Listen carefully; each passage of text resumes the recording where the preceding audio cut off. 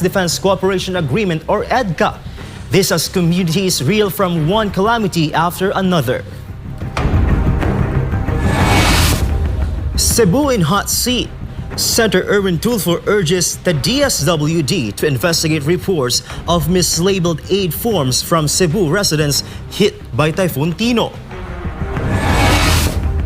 Regional tensions. Beijing warns Tokyo of serious consequences after Prime Minister SMNI Takaichi suggested Japan could join a Taiwan Strait conflict, a remark China says breaks decades of diplomatic promises. Border crisis. Thailand suspends a peace deal with Cambodia after a landmine explosion injured 2 soldiers, a pact initially brokered under US President Donald Trump. Nuclear secrets. Belarusian President Alexander Lukashenko rejects calls for transparency, saying Minsk has no obligation to reveal Russia's weapons locations or numbers on Belarusian soil. International standoff. Iran threatens legal action against US after Donald Trump claimed he was very much in charge of Israel's strike on Iran, which Tehran says proved US involvement in the 12-day war. And in sports, British athlete Charlie Rose celebrates a career high point, winning the world title at the UCI Urban Cycling World Championships. I'm Prince Tripoli. Newsline World starts now.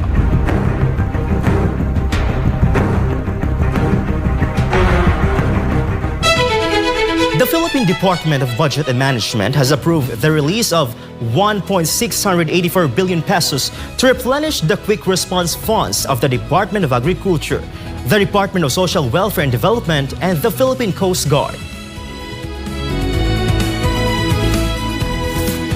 The funding aims to fast-track recovery and rehabilitation efforts in areas heavily affected by recent disasters. Of a total amount, 1 billion pesos has been allocated to the Department of Agriculture to strengthen its recovery and rehabilitation programs in regions hit by African swine fever and recent typhoons. Meanwhile, the Department of Social Welfare and Development will receive over 631 million pesos to strengthen its 2025 Quick Response Fund and support ongoing relief operations. The DBM has also released over 53 million pesos for the Philippine Coast Guard to support its relief, rehabilitation, and search and rescue operations during emergencies. According to the DBM, replenishing these funds ensures government agencies can respond swiftly and decisively as the country continues to confront back-to-back calamities. The Philippine National Police has ordered a nationwide strengthening of its disaster risk reduction and management efforts following the wave of calamities that struck the country in recent days. Paul Montibon has the details.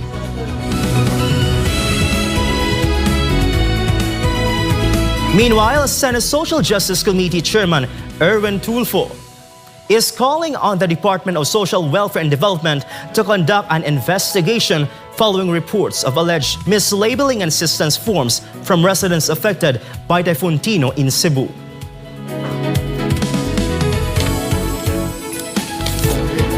Tulfo says he received complaints claiming that some barangay personnel labeled several homes as partially damaged despite being completely destroyed. He stresses that such misclarification affects the level of assistance residents are qualified to receive. Tulfo emphasized that he knows DSWD Secretary Rex Gatchalian to act swiftly and believes he will not tolerate any form of manipulation in the distribution of aid. Last July, Tulfo filed Senate Bill number 254, the Anti-Discrimination in the Delivery of Social Protection Programs Act, which seeks to penalize deceptive and unfair practices in aid distribution. The Philippine Justice Department has rescheduled on November 14, Friday, the preliminary investigation hearing on 5 alleged ghost flood control projects in Bulacan. The preliminary investigation hearing was supposed to take place today, but government work suspension due to the typhoon prompted the Department of Justice to move it to a later date. DOJ spokesperson Attorney Polo Tina said respondents will be given copies of complaints during the recent hearing. The DOJ earlier identified the preliminary respondents as district engineers in Bulacan, Henry Alcantara, Bryce Hernandez, JP Mendoza, and others. A second batch respondents, including politicians allegedly linked to the flood control scandal, will also be summoned. This follows whistleblower testimony and other evidence that prosecutors say are sufficient to identify political involvement in the alleged anomaly. The Philippine National Police has ordered a nationwide strengthening of its disaster risk reduction and management efforts following the wave of calamities that struck the country in recent days. Paul Montibon has the details. Acting PNP Chief Police Lieutenant General Jose Melencio Nartates Jr. is keeping close watch over the police force's expanded preparations as communities face threats from disasters such as Super Typhoon Uwan or Fongmong. The new directive mandates the creation of risk reduction management task groups across all levels of the police organization, designed to safeguard communities and enhance readiness before, during, and after emergencies. According to the PNP, these task groups will prioritize mitigation, tighter planning, and intensified training to sharpen emergency response operations. Police units are also working closely with government agencies and local government to ensure smoother coordination in disaster response. Nartates emphasized that the role of the police goes beyond maintaining peace and order.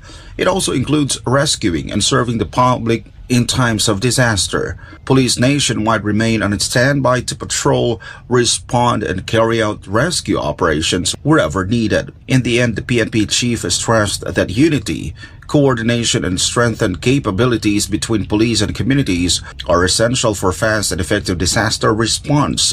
For God and my beloved country, the Philippines, reporting for Newsline World, this has been Paul Montibon, SMNI News.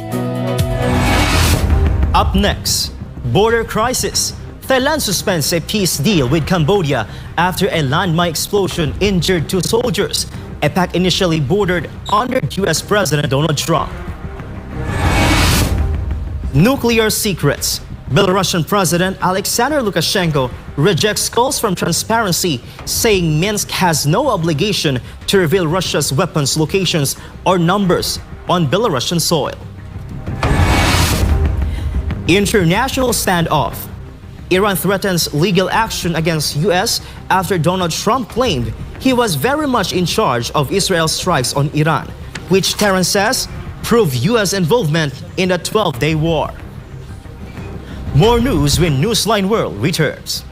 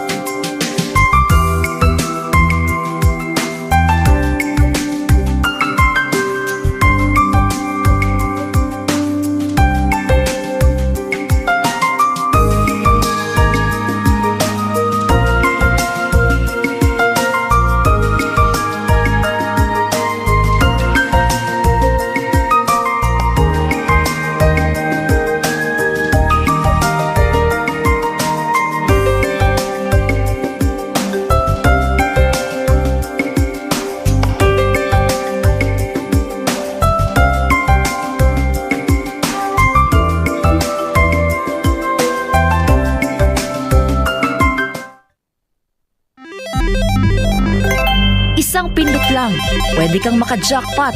Mukhang masaya at easy money lang. Sa murang halaga, pwede ka na tumaya sa online gambling at e-casino apps. Mayroong sabong, slot machines, mahjong, poker at iba pa. Kailangan mo lang ng smartphone, e-wallet at internet. Pero ang aliw na ito, unti-unting nagiging bitag para sa mga Pilipino. Lalo na kung ang paborito mong artista o influencer ang mukha ng app. Mas madaling makaengganyo, diba? Parang safe naman kasi may kilalang mukha. Pero sa likod ng ngiti, sugal pa rin ang itinutulak. At syempre, mas madali ring itago ang pagkalulong sa bisyong ito. Walang pisikal na kasino o pasugalan, walang kaharap, walang accountability, kaya't mas lumalala ang adiksyon. Dagdag pa rito, maraming online gambling apps at walang regulasyon. Sa likod ng mga makukulay na interface at papremyo, nakatago ang problemang bumabalot ngayon sa bansa. Ang pagkalulong ng maraming Pilipino sa online gambling. Pwede maglaro kahit saan, kahit kailan, kahit sino, bata man o matanda, pwedeng malulong. Ayon sa mga eksperto, ang pagkakalulong sa online gambling ay nagdudulot ng matinding stress at anxiety, pagkakabaon sa utang, pagkawasak ng pamilya, pagkawala ng tiwala sa sarili. At tulad ng ibang bisyo, may mga senyales ito tulad ng hindi makapagpigil kahit walang pera, palihim na tumataya, pagpapabaya sa trabaho, pamilya o sarili. Sa bawat taya, may mga taong tunay na kumikita, mga malalaking negosyante at investors na negosyo ang bisyo ng masa. Para sa kanila, perang pumapasok lang ito. Pero para sa ordinaryong Pilipino, kabuhayan at relasyon ang nauubos. At ang masakit, tila matagal itong nahayaan. Hindi ito naging prioridad ng mga nakaupo sa taas hanggang sa sobrang lumala at halos naapektuhan na ang buong komunidad. Ngayon, sa dami ng nalulong at sa laki ng pinsalang naidulot, saka palalong umugong ang mga panukalang batas para higpitan ng online gambling, gaya ng pagbabawal sa paggamit ng e-wallets para tumaya, pagtaas ng minimum bet, mas mahigpit na identity verification, pag-block ng mga illegal na gambling sites, at bawasan o ipagbawal ang mga ads na target ang kabataan. Maaari itong magmukhang laro lang, pero sa katotohanan, isa itong sugal sa kinabukasan. Ang kita na dapat sa mga pangunahing pangangailangan o ipon na uubos sa sugal. At sa mundo ng online gambling, mas madali kang matalo kaysa manalo. Huwag hayaang sugal ang magdikta sa iyong buhay. Isang paalala mula sa SMNI.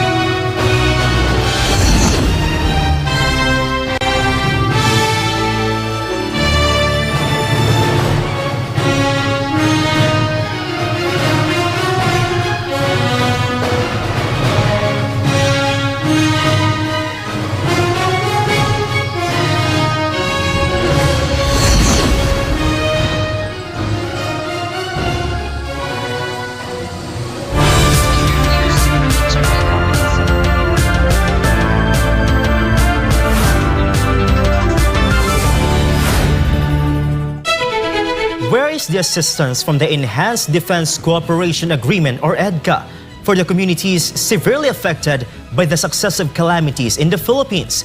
This is the question many Filipinos are asking as the country continues to face one disaster after another. Let's hear the government's response in Sara Santos' report. Siyam ang kasalukuyang EDCA sites sa Pilipinas, itinayo para sa depensa, seguridad at pagtugon sa kalamidad. Ngunit sa gitna ng sunod-sunod na mga kalamidad, ano na nga ba ang naitulong ng mga ito sa ating mga komunidad?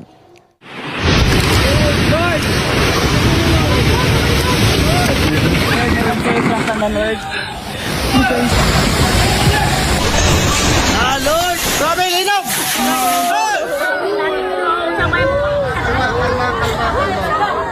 Earthquake here, typhoon there. Luzon, Visayas, Mindanao, almost no place was spared.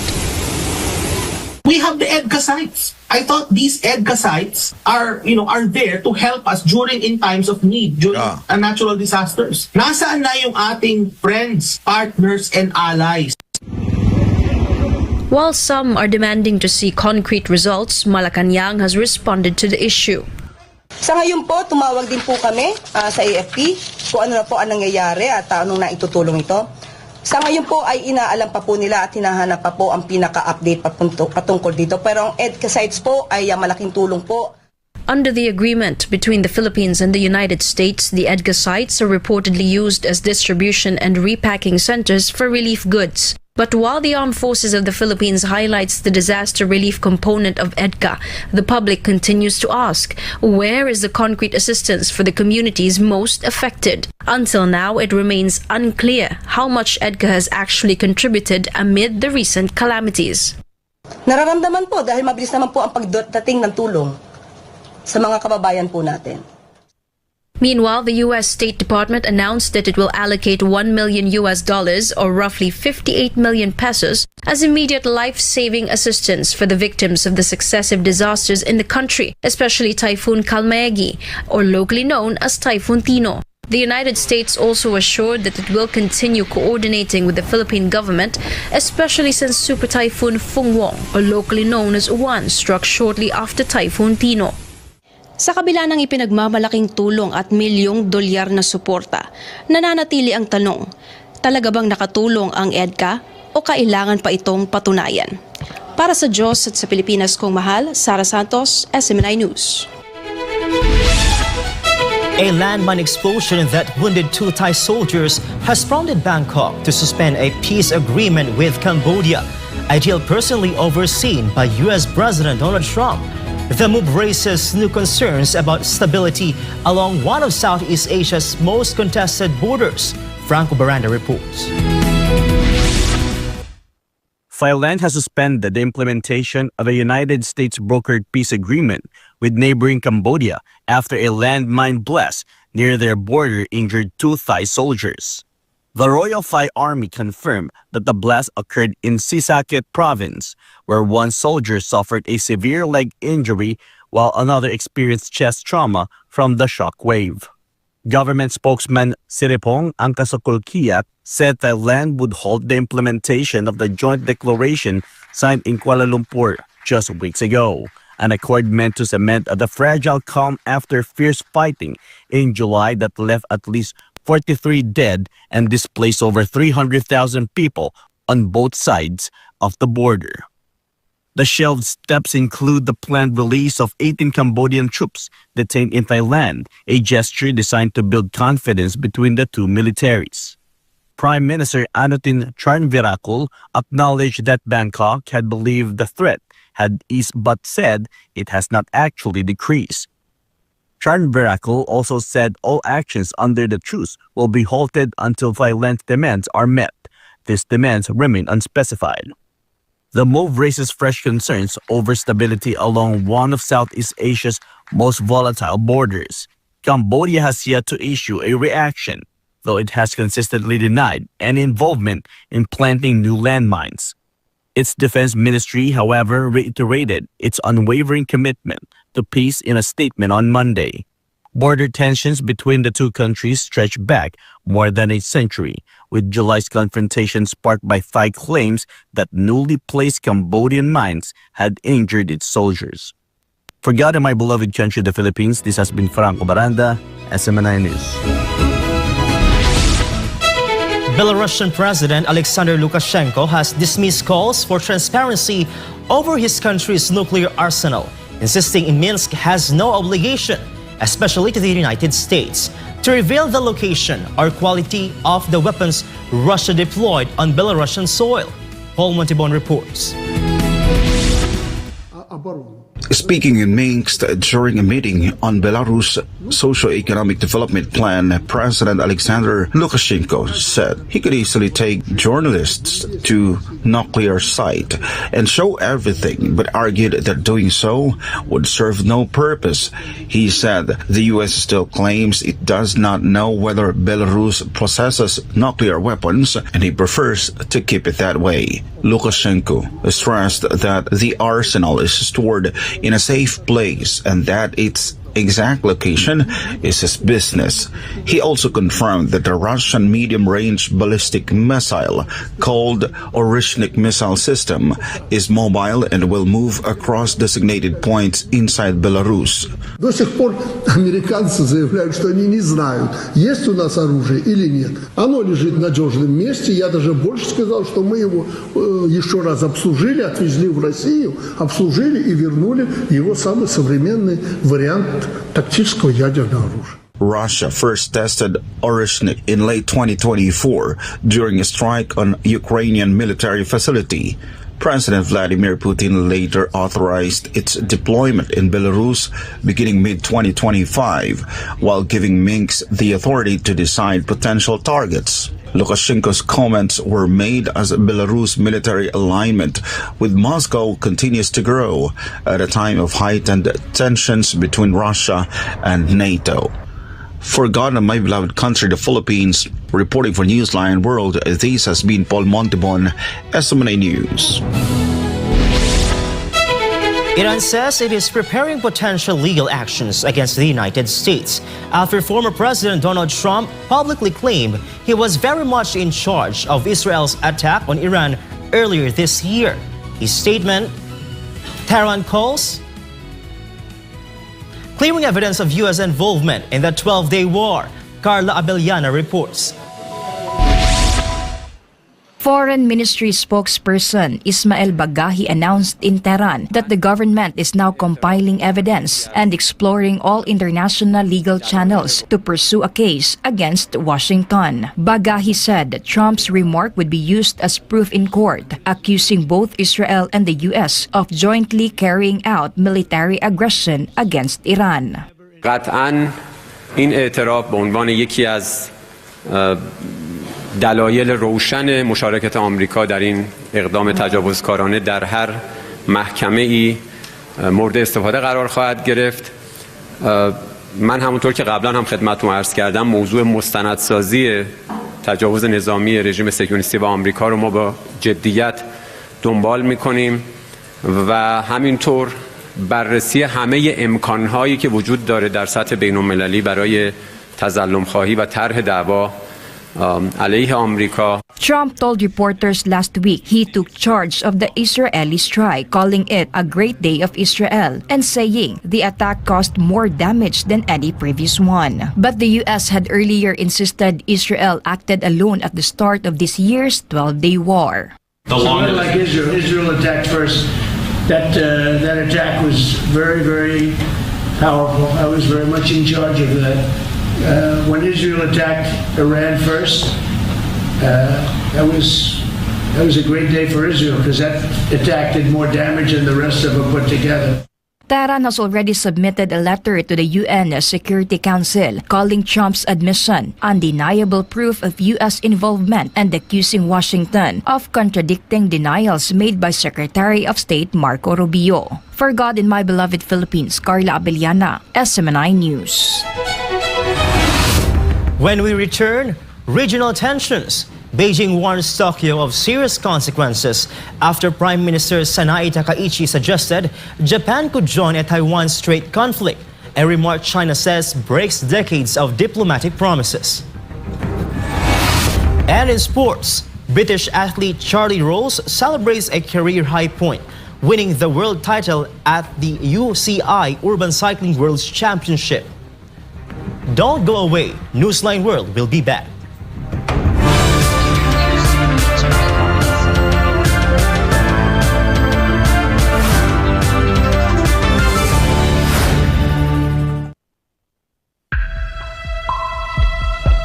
Sa kabila ng mga mas modernong kaalaman at teknolohiya, nananatiling matindi ang banta ng HIV sa Pilipinas. Pero gaano nga ba kalala ang sitwasyon?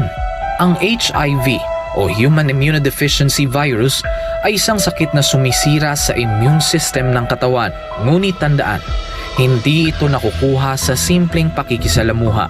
Hindi mo agad mararamdaman, pero unti-unti nitong pinapahina ang katawan. At kapag hindi naagapan, humahantong ito sa AIDS, ang huling yugto na impeksyon, kung saan halos wala ng panlaban ng katawan laban sa sakit. Patuloy na dumadami ang kaso ng sakit na ito sa Pilipinas. Isang nakababahalang pagtaas. Umabot na sa 500% ang itinaas ng HIV cases sa mga kabataang edad 15 hanggang 25. Ayon mismo sa Department of Health, 56 na bagong kaso ang naitatala kada araw sa bansa mula Enero hanggang Marso 2025. At ang pinakamatinding apektado, ang kalalakihan at kabataang Pilipino. Dahil dito, ang Pilipinas na ngayon ang may pinakamataas na bilang ng bagong kaso ng HIV sa buong Western Pacific region. Isang indikasyon ng lumulubahang sitwasyon. Kaya nananawagan ng Department of Health gawing opisyal at urgent ang laban sa HIV sa pamamagitan ng isang Public Health Emergency Declaration. Kalalakihan ng pangunahing apektado. 95% ng bagong kaso ay lalaki. Mahigit 1/3 ay kabataang nasa edad 15 hanggang 24. Habang wala pang deklarasyon, patuloy ang DOH sa mga sumusunod na hakbang: HIV testing, libreng gamot, self-test kits, at pakikipagtulungan sa DepEd para sa edukasyon sa mga paaralan. Isinulong rin ng DOH ang online patient appointment system para sa HIV patients. Layunin nitong gawing mas madali at mas personal ang pag-access sa libreng gamutan at konsultasyon. Ayon sa schedule ng pasyente, ang HIV ay hindi tulad ng flu. Hindi ito basta naipapasa sa hangin. Ito ay naipapasa sa pamamagitan ng personal na desisyon. Kailangan din nating pagtuunan ng pansin ang ugali, disiplina, at personal na responsibilidad. Isang paalala mula sa SMNI.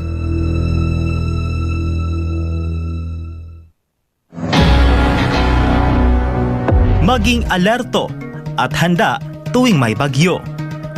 Upang manatiling ligtas, narito ang ilang mahahalagang paalala. Manatili sa loob ng bahay. Iwasan ang paglabas, lalo na kung malakas ang ulan at hangin. Mag-imbak ng pagkain at malinis na tubig. Maghanda ng emergency kit. Manatiling updated sa lagay ng panahon. Maghanda ng mga flashlight at extra baterya. Panatilihing fully charged ang iyong cellphone. I-secure ang mahahalagang dokumento sa waterproof na lalagyan. Patayin ang kuryente, gas at tubig kung may banta ng pagbaha. Alamin ang iyong local emergency hotlines. Putulin o tapyasan ang mga sanga ng puno na maaaring mabuwal sa malakas na ulan at hangin. Lumikas agad kung inabisuhan ng mga otoridad. Maging ligtas at maging handa sa panahon ng kalamidad. Ang paalalang ito ay hatid sa inyo ng SMNI.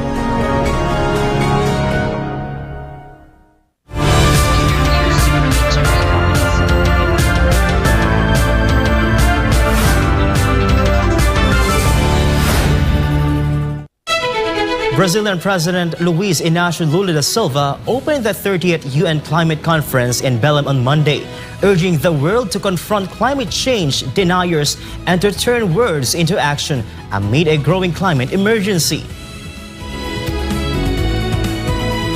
Lula took the stage as COP30 officially opened in the heart of the Amazon, calling it both a challenge and a symbol of political will. He said bringing the conference to Belém was meant to show that when there is determination and truth, nothing is impossible. Nas próximas 2 semanas, Belém será a capital do mundo. Trazer a COP para o coração da Amazônia foi uma tarefa árdua, mas necessária. A Amazônia não é uma entidade abstrata. Quem só vê floresta de cima desconhece o que se passa à sua sombra. The Brazilian leader warned that without the Paris Agreement, the planet could face a catastrophic 5-degree temperature rise by the end of the century. He said the world is moving in the right direction, but at the wrong speed and called on nations to accelerate their efforts. Lula also criticized rising global military spending, arguing that money should instead go to funding climate solutions.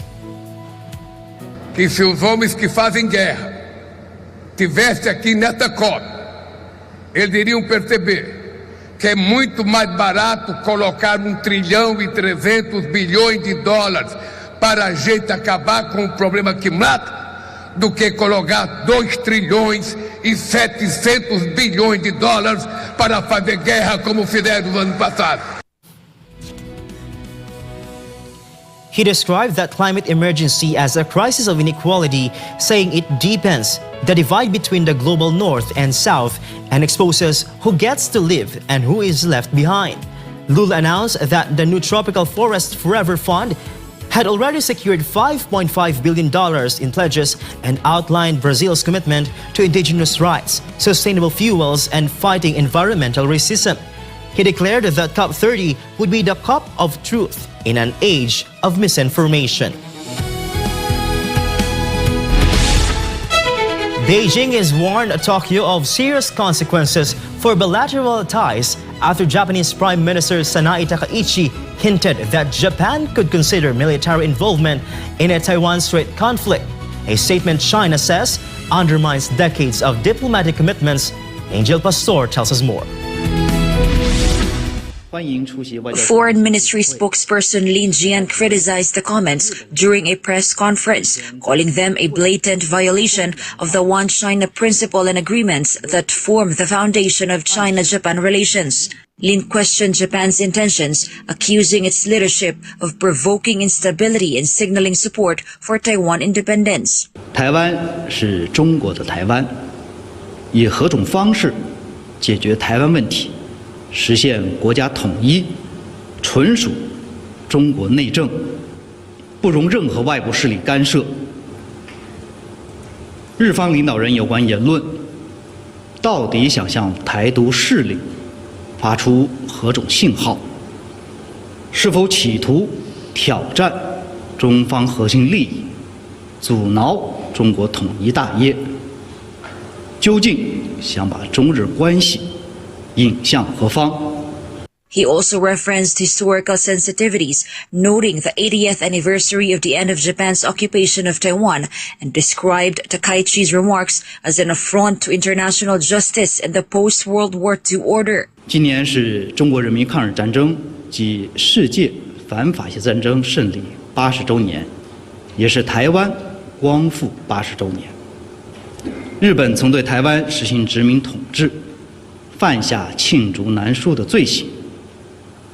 日本当政者妄图介入台海事务，既是对国际正义的践踏，对战后国际秩序的挑衅，也是对中日关系的严重破坏。 Beijing reiterated that Taiwan is an internal matter and that reunification is inevitable. Lin said China has the resolve to stop any foreign interference. The spokesperson also condemned former Taiwan President Tsai Ing-wen's unofficial visit to Germany, urging Berlin to adhere strictly to the One China policy. The escalating rhetoric highlights growing regional tensions as China remains firm on its red lines while Japan increases defense coordination with democratic partners. Reporting for Newsline World, this has been Angel Pastor, SMNI News. The U.S. military carried out 2 deadly strikes on alleged drug smuggling boats in the Eastern Pacific on Sunday, killing 6 people, and Washington calls a counterterrorism operation. Video released by U.S. Secretary of War Pete Hegseth shows the 2 vessels sailing through open waters before sudden explosions engulfed them in flames and smoke. In a social media statement, Hegseth said the strikes were conducted in international waters and targeted groups linked to designated terrorist organizations. Rights groups and the United Nations have criticized the operation, calling it an unlawful use of force under international law. Sunday's attack marks Washington's 90th strike on alleged drugs vessels since September, bringing the death toll from similar operations in the Caribbean and Eastern Pacific to 70. Democratic Senator for California Josh Becker joined the opening day of COP30 in Belém, Brazil, criticizing President Donald Trump for rejecting global climate action and calling his remarks on climate change a lie that misleads the American public. Jane Kudnita tells us more. Democrat Senator Josh Becker was among U.S. delegates attending the first day of activities at the Amazon Convention Center in Belém, despite Trump's decision not to send high-level representatives to the summit. The senator accused Trump of deceiving Americans by dismissing climate change as a hoax and warned that such denial fuels more oil drilling and deep cuts to environmental programs, including carbon capture projects in California. He says it's a hoax, whatever he said at the UN, I agree. I think he's a liar, right? He's intentionally, he knows better. He's smarter than that. I mean, they're deceiving the American people. And he believes that whatever he says, people will believe. Becker cited stronger hurricanes, widespread wildfires, and other extreme weather events across the United States as proof of a worsening climate crisis requiring global cooperation. He stressed that the U.S. must remain engaged through local leaders and industries despite Washington's withdrawal from the Paris Agreement. Becker also emphasized the significance of hosting COP30 in the Amazon, calling it a reminder of the rainforest's critical role as the lungs of the planet. One of the reasons I felt like I had to be here is because it is the first COP in the Amazon region. And it's one thing to read about the Amazon, to see it on TV, but to actually be in the region, to be in the area, even just landing and looking out at the edges of the Amazon, it brings everything home. The fact that this is the lungs of the planet, and we don't want to cut those lungs off with deforestation, whether it be for agriculture or whether it be for oil. Trump, who has long questioned climate science, withdrew the U.S. from the Paris Agreement for the second time, reaffirming his stance that climate change is the greatest hoax of all time. This has been Jane Codniter, Global Citizen Correspondent, reporting for Newsline World.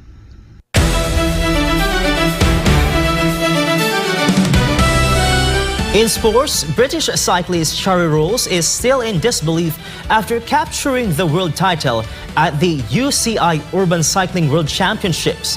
In Riyadh, meanwhile, the Oklahoma City Thunder overcame a 19-point deficit to defeat the Memphis Grizzlies. More of this from Carlo de la Peña. The 24-year-old from Longstow, Cambridgeshire said it hasn't sunk in yet after being crowned world champion in bike trials, a sport where riders balance and maneuver over obstacle courses without touching the ground. Rolls, who began competing at 6 and built his own course on his family's farm, described the win as super surreal.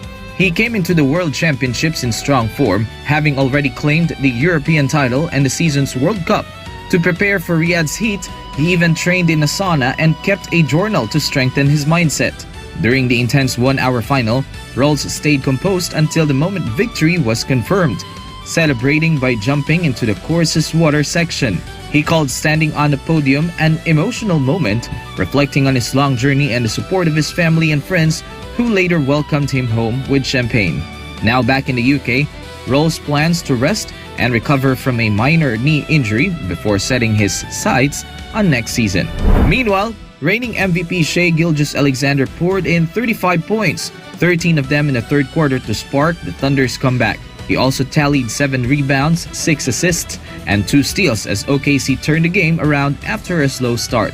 Chet Holmgren and AJ Mitchell each added 21 points as the defending NBA champions continued their dominance over Memphis, whom they swept in the last season's playoffs. The Grizzlies built a 19-point lead and were up 62-51 at the half. But OKC responded with a 34-18 third quarter to grab the lead. Jaren Jackson Jr. finished with 17 points and 7 rebounds, while Jay Morant had 11 points and 8 assists for Memphis. In the final minutes, Gilgeous-Alexander sealed the win with 2 3-pointers and a 3-point play. "My shot wasn't falling early, but I kept at it," he said. "I made enough just in time for the win." In another matchup, Kevin Durant scored 31 points to lead the Houston Rockets to a 122-115 comeback win over the Milwaukee Bucks, with Alperen Şengün contributing 23 points and 11 rebounds. Reporting for Newsline World, this has been Carlo de la Peña bringing you the latest sports news.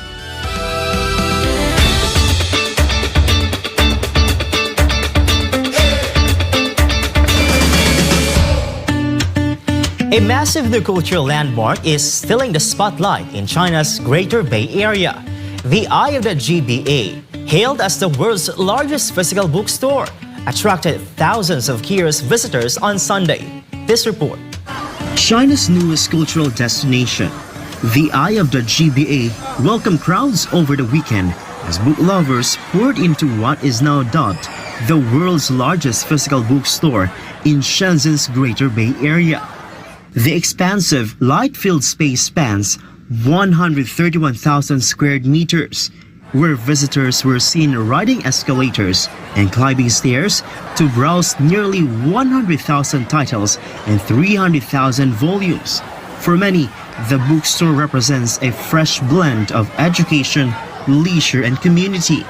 A student shared that such a large-scale cultural space is rare. Families have also embraced the Eye of the GBA as a day-long learning destination. For them, it's a learning space for children who are at a crucial age for education, and the remarkable variety of books caters to all their learning needs. Created by a team of more than 10 designers, the Eye of the GBA forms part of Shenzhen Publishing Group's newest book city, continuing China's tradition of building bookstores as cultural public hubs. The initiative aligns with wider efforts seen across rural China, where bookstores play a growing role in revitalizing communities.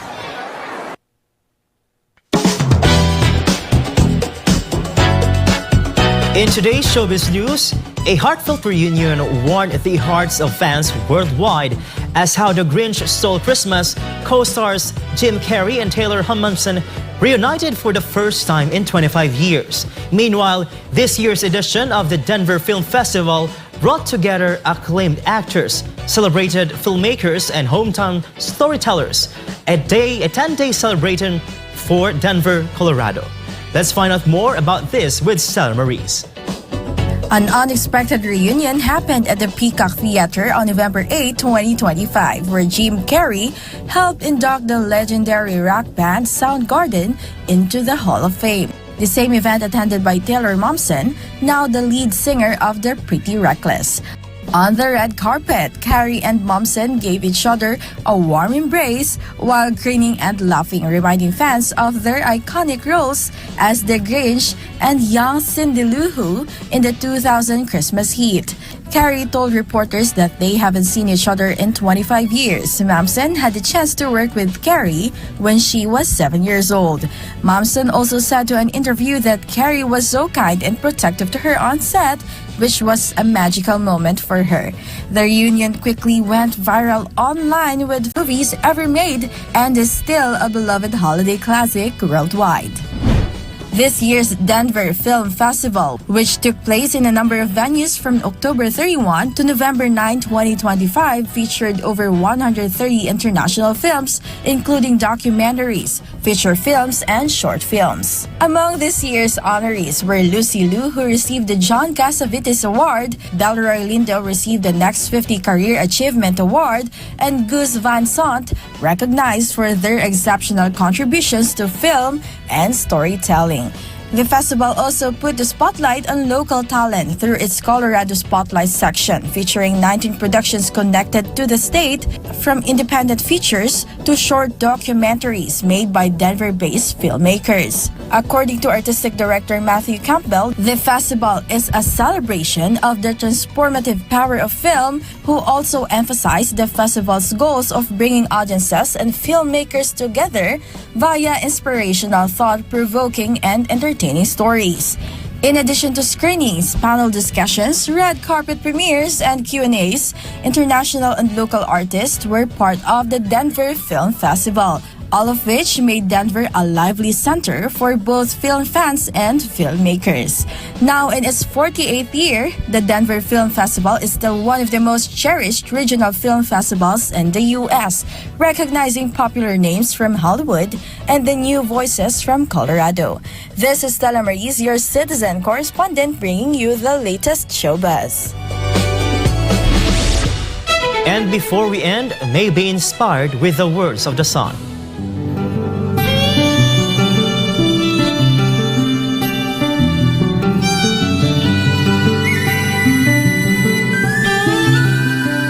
The road to excellence is paved with discipline and corrections. It is love language, for the wise.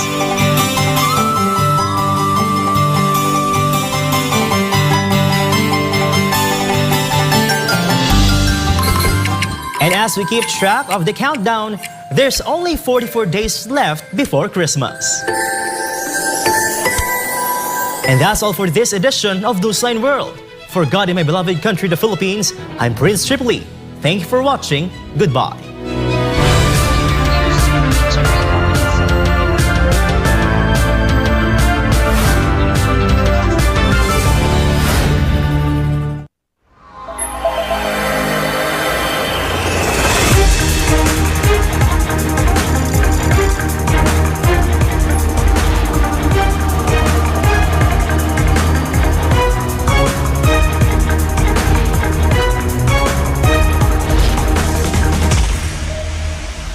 This is SMNI News Channel.